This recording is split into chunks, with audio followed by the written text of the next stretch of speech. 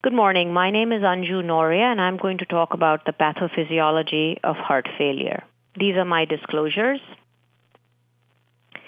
Heart failure is defined as a condition when the heart is incapable of maintaining a cardiac output that is adequate to accommodate the metabolic requirements of the body and venous return.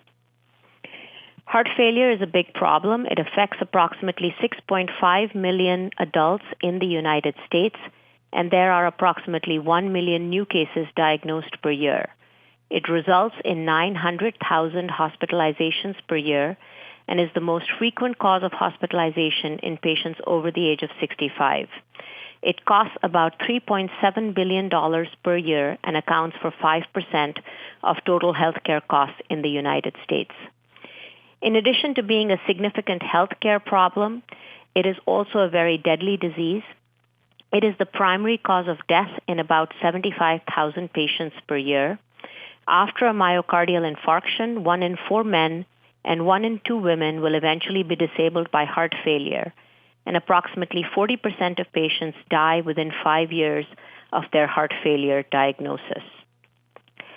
Heart failure has many causes, but in the U.S., about half of all heart failure is caused by underlying coronary artery disease.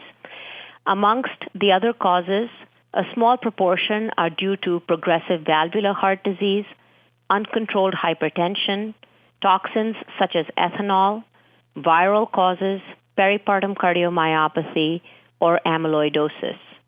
However, in the remaining patients that are defined as either being idiopathic or other, we now know that about 50% of all idiopathic cases are due to underlying genetic defects, and we are increasingly becoming better at recognizing these. A large proportion of patients with congenital heart disease are now surviving into adulthood and are going on to develop heart failure. Recreational drugs such as cocaine and crystal meth can cause cardiomyopathy, but increasingly we are realizing that many cancer chemotherapies can result in heart failure, such as anthracyclines, trastuzumab, radiation therapy, and more recently immune therapies. Infectious causes such as Chagas disease and HIV can cause heart failure. Endocrinopathies like hypothyroidism, hyperthyroidism, and pheochromocytoma can cause heart failure. Infiltrative disorders such as sarcoidosis, hemochromatosis can cause heart failure. And then uncontrolled atrial fibrillation or frequent PVCs can also result in heart failure. Whatever the cause, we define heart failure in 2 broad categories: systolic dysfunction, also known as heart failure with reduced ejection fraction, or diastolic dysfunction, also known as heart failure with preserved ejection fraction. In systolic dysfunction, you have heart failure due to impaired contractility. This can occur either due to loss of viable contractile tissue, such as after an MI, where you have viable myocardium replaced by scar, or in amyloidosis, where the myocardium is replaced by amyloid protein. You can also have impaired contractility due to abnormalities in signal transduction mechanisms that regulate contractility, such as in hypertrophic cardiomyopathy. Diastolic dysfunction can result from decreased compliance of the ventricle, such as in uncontrolled hypertension or severe aortic stenosis, or because of impaired filling of the ventricle, such as in mitral stenosis. If we look at the secular trends in the prevalence of heart failure with preserved ejection fraction, we see that it has been increasing steadily. And if you look at the number of hospital admissions due to heart failure with reduced ejection fraction versus heart failure with preserved ejection fraction, you can see here in the black line that heart failure with reduced ejection fraction has remained relatively stable, but heart failure with preserved ejection fraction has been increasing as a cause of hospitalization. Not all of these hospitalizations are due to decompensated heart failure, but heart failure with preserved ejection fraction tends to have more comorbidities, such as atrial fibrillation, hypertension, chronic kidney disease, all of which can also result in increased hospitalizations. If you look at the mortality of both of these entities, you can see that heart failure with reduced ejection fraction has a higher mortality than heart failure with preserved ejection fraction. However, if you look at the two curves numerically, you can see that both of them carry a significant mortality. So before we can understand how these diseases affect the heart to produce heart failure, we have to go back to the structure of the heart. The heart is made up of contractile elements called myocytes and non-contractile elements called non-myocytes.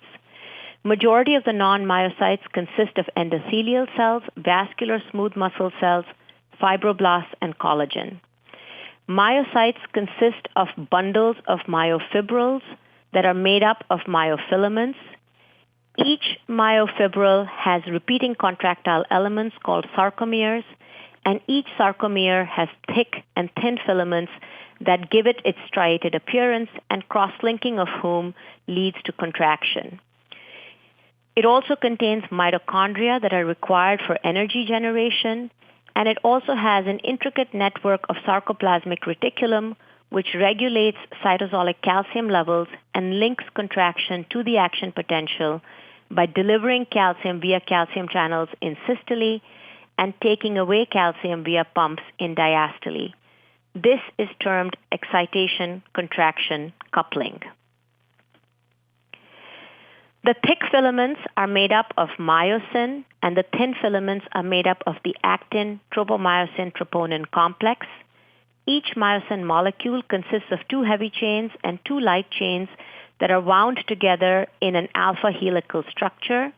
Each myosin molecule also has two heads that contain ATPase as well as the actin binding site. The thin filaments consist of two actin monomers, tropomyosin, and the troponin complex. Cardiac contraction is caused by interaction between actin and the myosin heads. Troponin T connects tropomyosin to actin. Troponin C binds calcium, and troponin I prevents actin from binding to myosin. In the relaxed state, troponin C is not bound to calcium, and tropomyosin prevents actin from interacting with myosin to form cross bridges. When calcium enters the cell, it binds to troponin C. This changes the configuration of the troponin-tropomyosin complex, thus allowing actin to bind with the myosin heads. ATP is hydrolyzed, cross-linking is formed, and contraction occurs. Excitation-contraction coupling is the process that links electrical activation of the myocyte to contraction of the heart. Calcium is essential for cardiac electrical activity and is the direct activator of myofilaments. During the action potential, when the cell is depolarized, calcium enters the cell via depolarization-activated L-type calcium channels that are present on the sarcolemmal membrane. This calcium then activates the ryanodine receptor, which is present on the sarcoplasmic reticulum. The sarcoplasmic reticulum is the largest source of intracellular calcium within the myocyte. When the ryanodine receptor is activated, it releases calcium from the intracellular stores. Thus, calcium coming in from the outside and calcium released from the inside increases cytosolic calcium concentrations. This calcium then binds to troponin C, and myocardial contraction occurs. In order for relaxation to occur, this calcium has to be removed from the cytosol, and this happens via four major pathways. The first is the SERCA ATPase, which is located on the sarcoplasmic reticulum. This allows about 70% of the calcium within the cytosol to be reuptaken within the sarcoplasmic reticulum to restore intracellular calcium stores. SERCA ATPase, in turn, is inhibited by phospholamban, and inhibition of phospholamban is a cyclic AMP-dependent mechanism or is dependent on calcium-dependent protein kinases that essentially relieve this inhibition. About 28% of the calcium is removed by the sodium-calcium exchanger, which is present on the sarcolemmal membrane. Another 1% is excreted via the calcium ATPase, and then 1% is taken up into the mitochondria by the calcium uniporter, and this calcium is required for ATP generation. Any mechanism that increases cytosolic calcium increases the force of contraction and the velocity of contraction. Ways to increase cytosolic calcium include increasing either the amplitude or the duration of the calcium transient, or by increasing the sensitivity of troponin C to calcium. It is also known that increasing sarcomere length increases the affinity of troponin C for calcium, such as during filling of the heart, and thus increases the rate of cross-bridge formation and the force of contraction.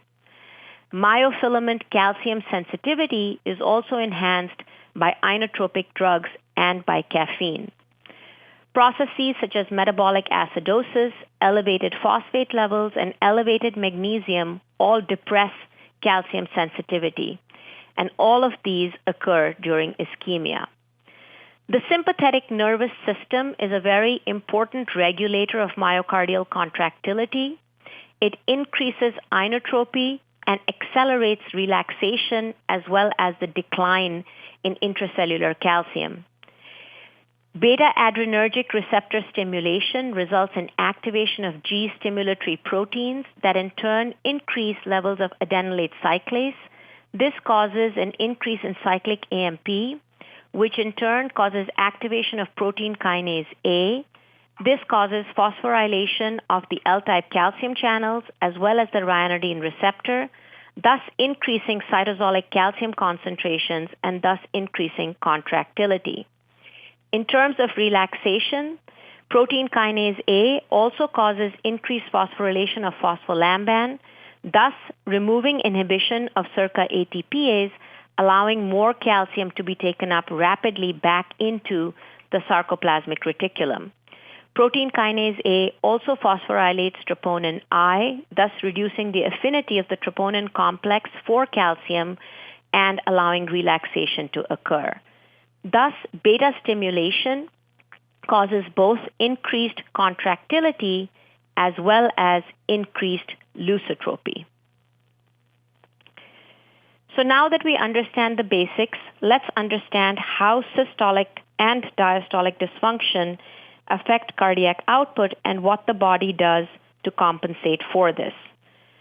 So regardless of what kind of cardiac failure you have, you get a decrease in cardiac output. Cardiac output, in turn, is determined by stroke volume, which is the volume of blood that is ejected with each beat, and the heart rate. Stroke volume, in turn, is determined by preload, afterload, and contractility. The greater the preload, the greater the stroke volume. The greater the afterload, the lesser the stroke volume. And the greater the contractility, the greater the stroke volume. In order to understand systolic and diastolic dysfunction and the effect of different loading states on stroke volume, we have to look at pressure volume loops. As you can see here, when the mitral valve closes at the end of diastole, the volume of the heart at that time is known as the end diastolic volume. You then have isovolumic contraction where pressure rises without a change in volume. Once the pressure within the ventricle exceeds that in the aortic valve opens and ejection occurs. When the pressure within the heart falls below the aortic valve closes. You have isovolumic relaxation, the mitral valve opens, and diastolic filling occurs. The volume in the heart at the time of aortic valve closure is known as the end systolic volume. This is shown here in the pressure volume loop with volume on the x-axis and pressures on the y-axis. This is the point where the mitral valve closes, also the point of the end diastolic volume. You then have isovolumic contraction with an increase in ventricular pressure without a change in volume. Aortic valve opens, ejection occurs, aortic valve closes. You have isovolumic relaxation, or your end systolic volume, and then diastole commences. The difference between the end diastolic volume and the end systolic volume is the stroke volume.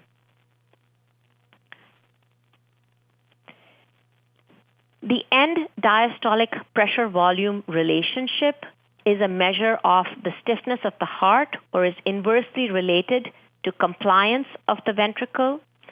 The stiffer the ventricle, the greater the rise in pressure for any given change in volume. And therefore, as the heart gets stiffer or less compliant, this end diastolic pressure-volume relationship shifts up and to the left.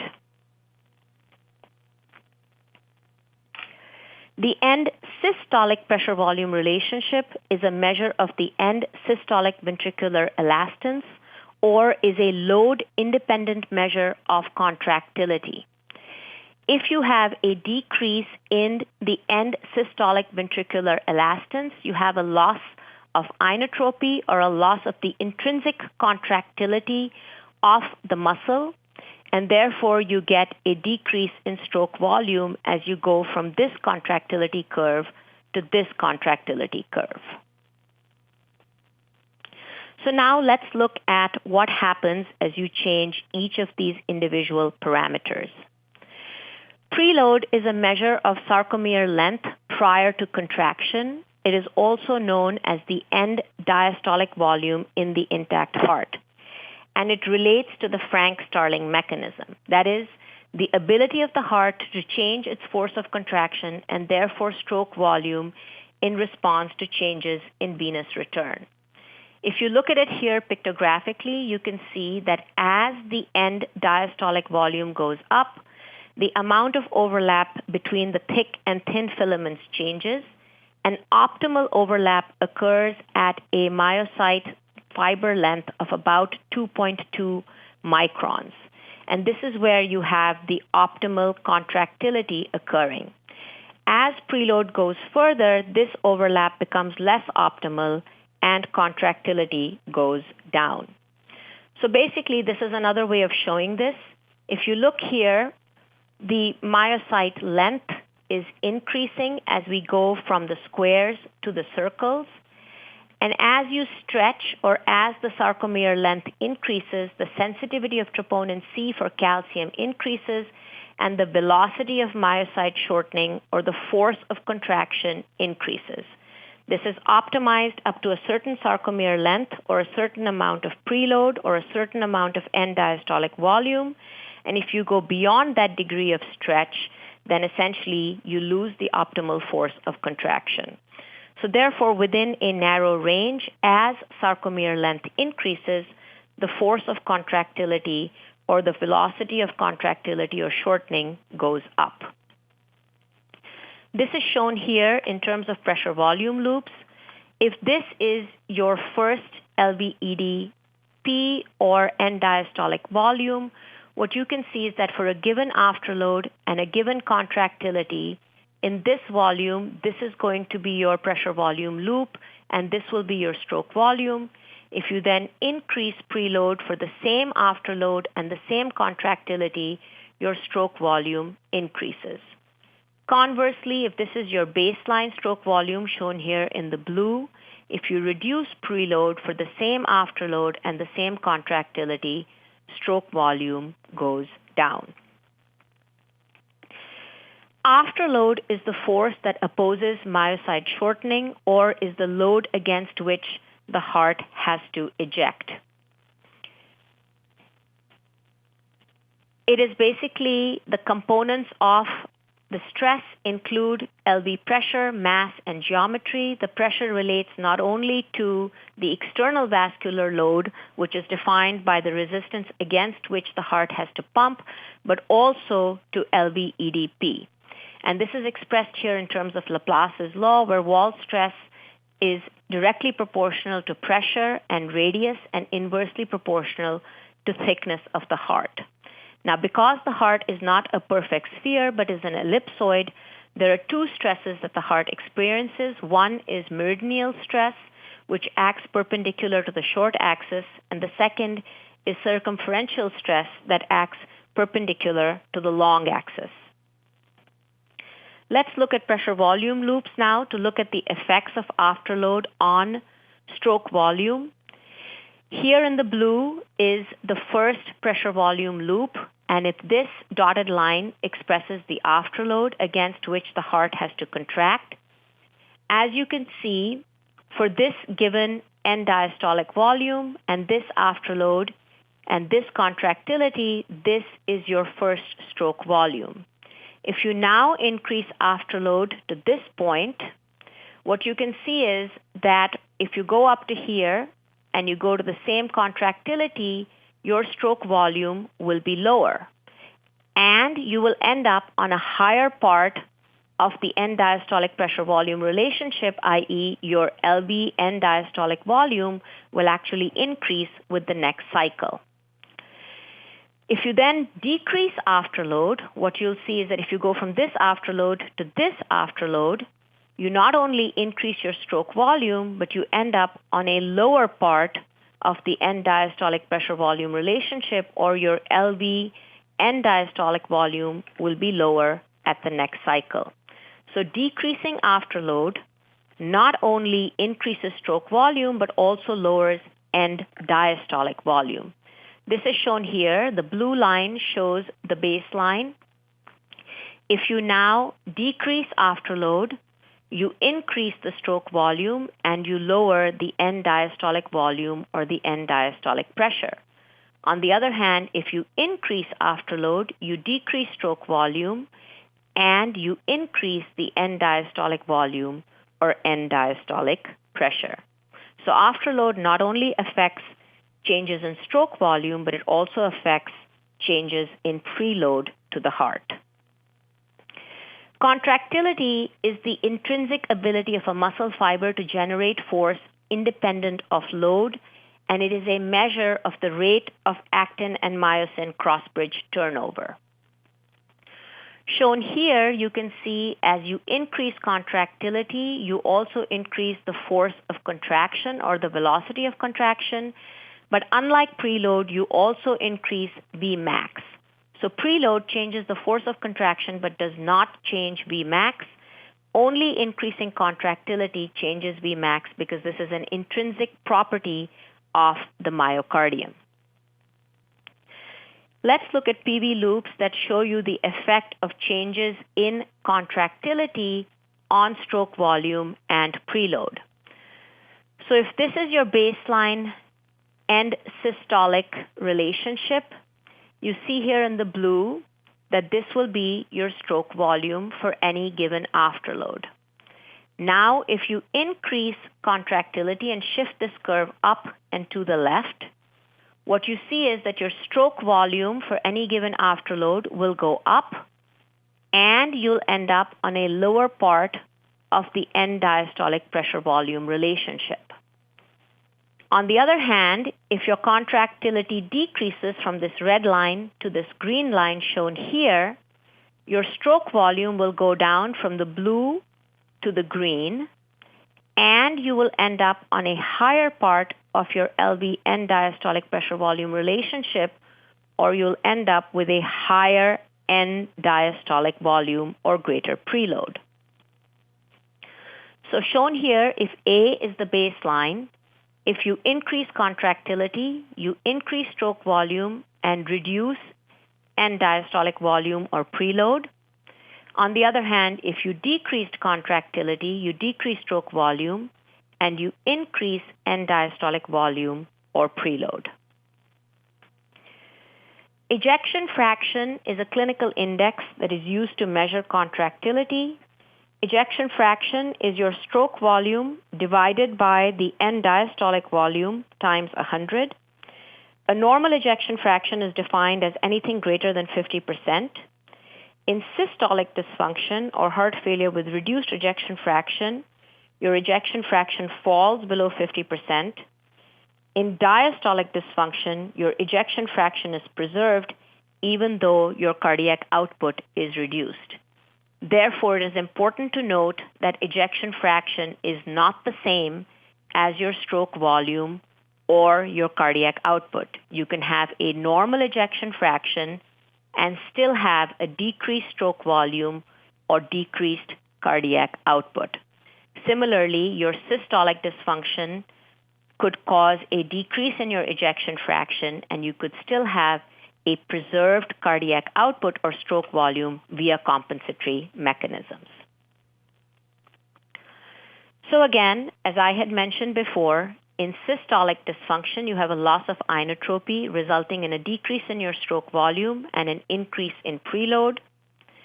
In diastolic dysfunction, you have a upward and leftward shift of the end diastolic pressure-volume relationship such that for any given afterload and any given contractility, you have a decrease in your stroke volume and also an elevation in your LV end diastolic pressure for any given volume. So when you have ventricular failure, your cardiac output goes down. This results in a decrease in your mean arterial pressure.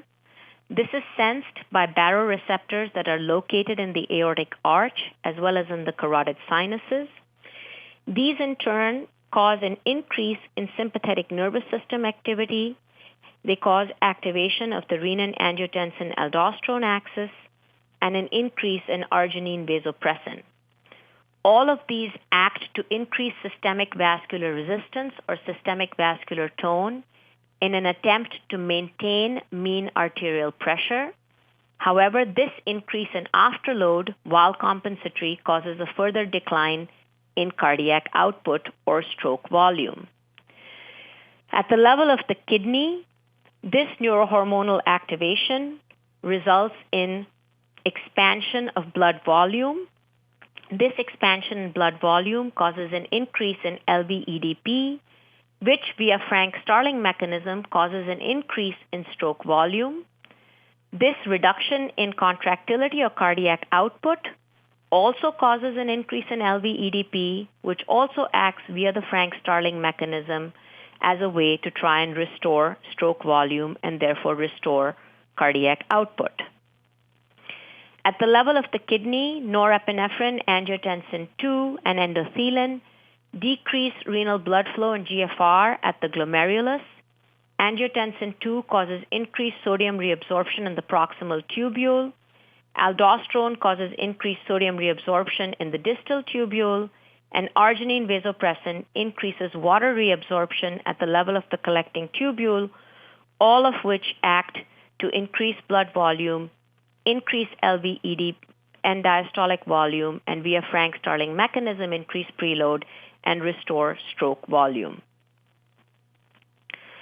So the hemodynamic consequences of neurohormonal upregulation are that they increase systemic vascular resistance in an attempt to maintain mean arterial pressure. This unfortunately causes an increase in afterload and further decreases cardiac output. It also causes an increase in blood volume or preload in an attempt to augment stroke volume by the Frank-Starling mechanism. However, when your LV-EDP exceeds 20 millimeters of mercury, it leads to symptoms of congestion and shortness of breath. Therefore, therapy for heart failure is aimed at reducing afterload as a way to increase cardiac output and stroke volume, and to reduce preload to put you on a better part of the Frank-Starling mechanism such that you are able to augment cardiac output without causing symptoms of heart failure. In addition to hemodynamic changes, you also have molecular and cellular changes that happen in heart failure. The cardiac chambers have the capacity to alter or remodel their size and configuration in response to chronic changes in hemodynamic load. The mass and the volume of the ventricle maintain a very close relationship with the required external work as defined here by Laplace's law. In normal growth, it is very important because the heart changes to accommodate the needs of the growing individual. However, in pathologic conditions of either pressure overload or volume overload, the chamber remodels in direct relationship to the imposed load. The increase in mass is related to myocyte hypertrophy, which can either occur in series, whereby volume exceeds mass, or in parallel, where mass exceeds volume as a pattern of growth. While these are initially adaptive because they allow restoration of pump function, over time, remodeling carries an adverse prognosis. If the volume exceeds mass for any given intraventricular pressure, wall stress is increased because radius goes up more than thickness. On the other hand, if thickness goes up more than the volume, then the wall stress is generally preserved, such as that seen with concentric hypertrophy in response to pressure overload. This is a pictographic demonstration of this. This is a normal heart with a normal volume to thickness ratio. When you have eccentric remodeling in response to volume overload, such as with mitral regurgitation, aortic regurgitation, etc., or after an MI, you get eccentric remodeling, where the increase in volume exceeds the increase in mass, and you end up getting increased wall stress and deleterious remodeling, also known as eccentric remodeling. In conditions of pressure overload, such as poorly controlled hypertension or aortic stenosis, you get concentric remodeling, where you get increase in myocytes in a parallel configuration, and here you have increased mass relative to volume, and wall stress is relatively preserved. There are several pathways that are activated by neurohormones as well as various cytokines that involve different signaling pathways within the heart. The pathways shown here in green tend to be adaptive pathways. The pathways shown here in red tend to be maladaptive pathways, and the pathways shown here in black can be adaptive or maladaptive under different conditions. But all of these lead to regulation of transcription within the heart, leading to different changes in gene expression and myocyte hypertrophy, eventually leading to remodeling that is seen in patients with heart failure. You can get alterations in the expression of various contractile proteins. Alpha myosin heavy chain has more ATPase activity and increased velocity of shortening relative to beta myosin heavy chain. In this Western blot, you can see the relative expression of alpha and beta myosin heavy chains in control hearts. However, in the failing left ventricle, you can see that there is an increase in the expression of beta myosin heavy chain relative to alpha myosin heavy chain, thus leading to inefficient contraction in patients with failing LBs. Similarly, in various genetic cardiomyopathies, you can have mutations within sarcomeric proteins that are very important for appropriate contractility, and this can give rise to impaired contraction within the heart.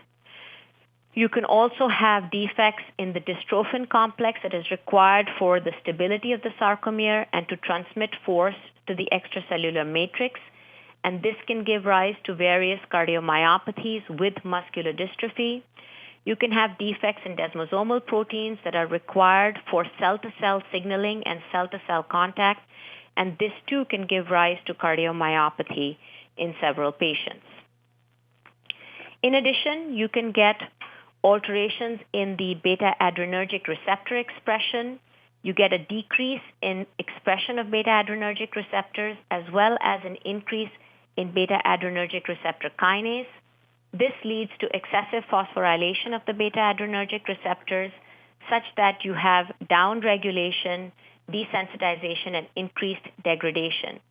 So even though you have beta-adrenergic stimulation, over time you get increased degradation of the beta-adrenergic receptors, decreased responsiveness to sympathetic nervous system activation, and decreased contractility in the failing heart.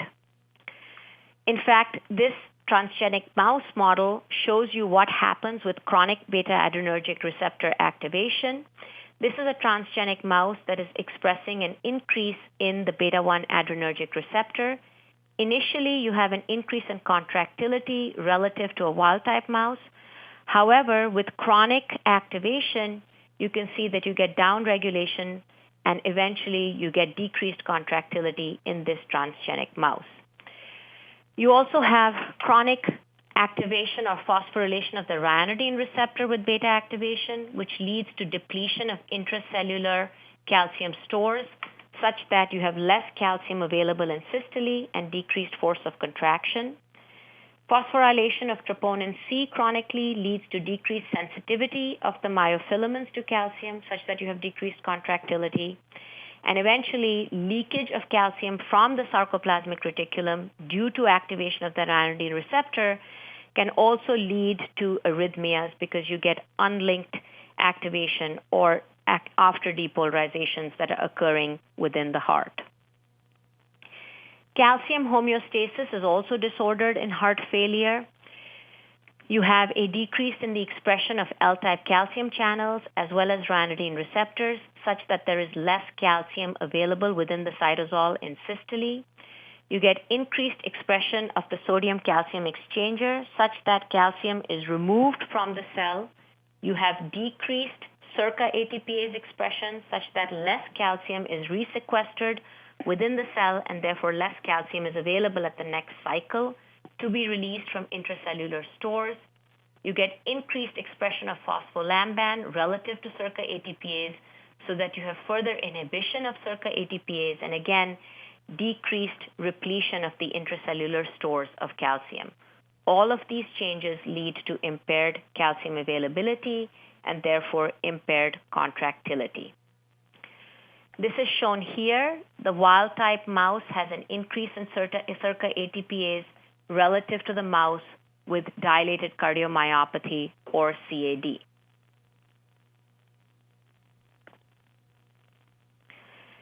You have several pro-apoptotic and anti-apoptotic molecules and enzymes that are secreted within the failing heart, and the balance of these can affect apoptosis and determine cell death within the failing heart.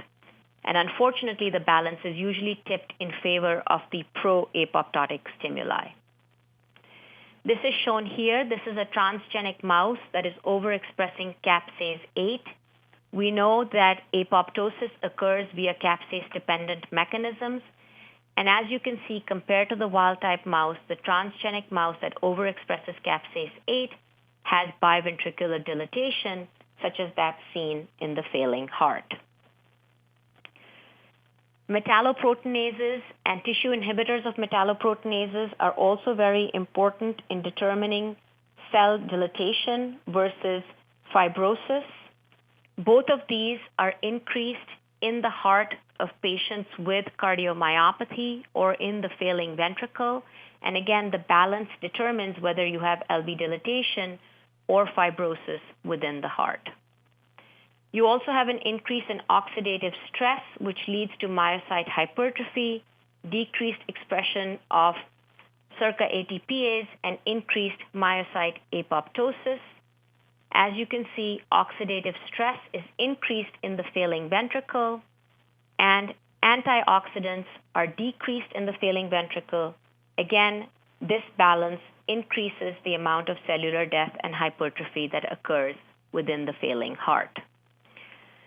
So therefore, wall stress included with neurohormones, cytokines, and oxidative stress lead to increased myocyte hypertrophy, altered interstitial matrix, an increase in fetal gene expression, altered calcium handling, increased myocyte death.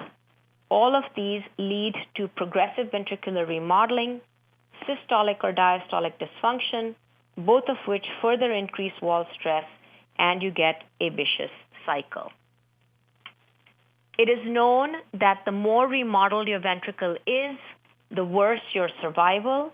If you look at the development of congestive heart failure as a function of an increase in LVN diastolic dimension or LVN systolic dimension, you can see that as the heart dilates, the likelihood of having congestive heart failure goes up. Similarly, in patients with concentric hypertrophy, as the voltage on the EKG increases, the incidence of having cardiac events, including symptomatic coronary artery disease, congestive heart failure, peripheral vascular disease, stroke, or death, goes up. And in fact, if you can have medical therapy that decreases this LVH, you can positively impact these outcomes. However, if you have unchecked progression in LVH or left ventricular hypertrophy, the incidence of these adverse events rises. We know that the lower your ejection fraction, the higher your likelihood of developing heart failure. So as the ventricle remodels and the ejection fraction goes down, the incidence of heart failure increases. However, interestingly, if your ejection fraction falls, the incidence of dying goes up even without developing heart failure. Therefore, remodeling not only increases your risk of developing symptomatic heart failure, but increases your mortality independent of heart failure. For all of these reasons, it is important to intervene at these early stages and prevent remodeling, not only to reduce the incidence of heart failure, but also to improve overall patient survival. Therefore, in summary, heart failure can result from loss of contractility, which is also known as heart failure with reduced ejection fraction, or decreased ventricular compliance or reduced ventricular filling, such as that is seen in heart failure with preserved ejection fraction. The decrease in cardiac output leads to neurohormonal upregulation.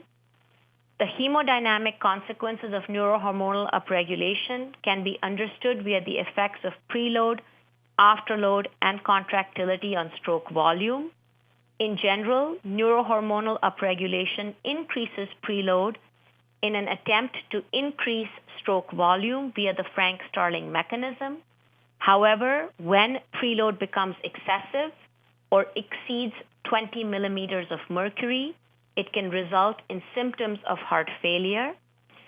Neurohormonal upregulation increases afterload in an attempt to maintain mean arterial pressure.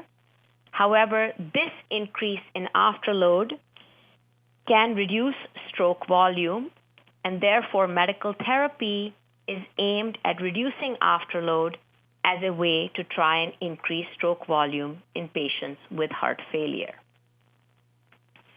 Neurohormonal upregulation can also lead to ventricular remodeling and altered gene expression that can further decrease cardiac contractility and increase the likelihood of cell death. Remodeling, even in the absence of symptoms, has a poor prognosis, and treatment of heart failure is geared toward treating symptoms via hemodynamic alterations, i.e. lowering afterload and lowering preload to a point where you are optimized on the Frank-Starling curve. You also use neurohormonal antagonism to prevent cardiac remodeling and thus reduce long-term morbidity and mortality.